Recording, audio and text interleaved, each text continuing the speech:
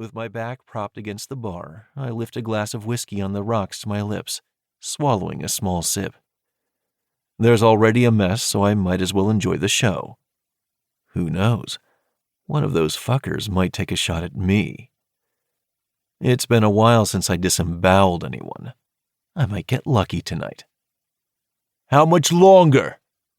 Broadway asks, his elbow resting on the wooden counter, a crystal glass of neat whiskey beside him.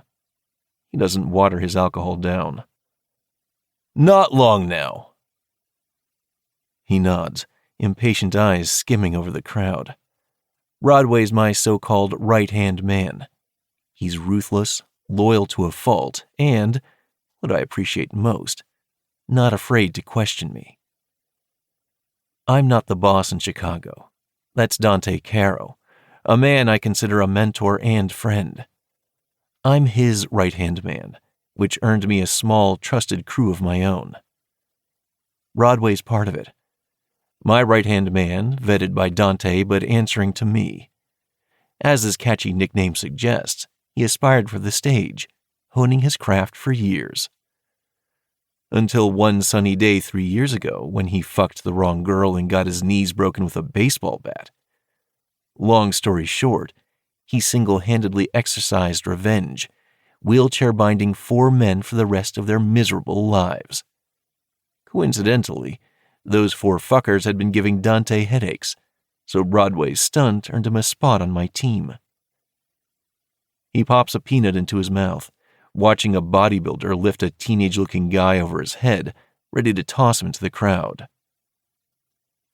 "How about now?" Broadway asks. His fingers hover and flex over the bowl like he wants to make peanut butter with his fists. "Almost," I muse when the kid goes airborne. He doesn't fly far.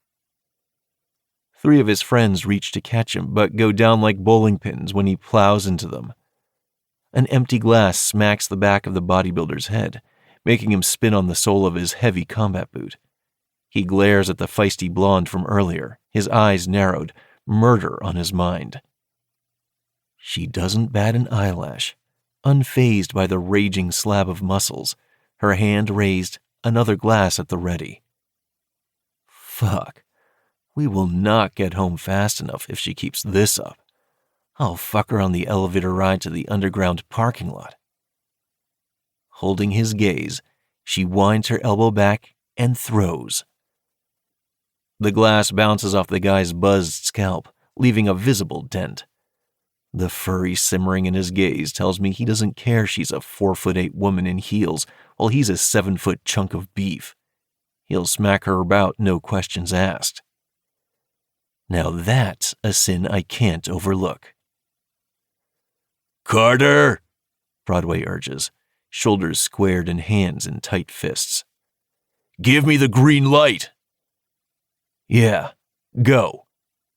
I push away from the bar and signal to the other 2/3 of my team, Kobe and Ryder, with a flick of my wrist. They're chatting up 2 gorgeous babes at the far end of the sleek bar, not as interested in the brawl as Broadway and I. Not half as impatient to throw their fists either. Any other day, they're up there with Broadway, but tonight is Saturday, the one day during an otherwise busy week when we unwind. Whoever started the fight violated that sacred unwritten rule. The annoyance droning around Kobe clearly states he's not pleased about being interrupted, and pissing him off is a bad idea. All 3 of my men jump straight into the action. It's impossible to count how many other people are moving, dodging, and flinging punches, but 20 is a reasonable guess. Broadway's there first and knocks out 4 within seconds. His fists are the size of Thor's hammer, and he slings them around as if they're not fucking deadly. Ryder's more brain than fists, so he grabs the tiny blonde by the waist, dragging her away from the brawl. Now he's got his hands around her, she's under his protection, and God forbid the bodybuilder hurts a hair on her head.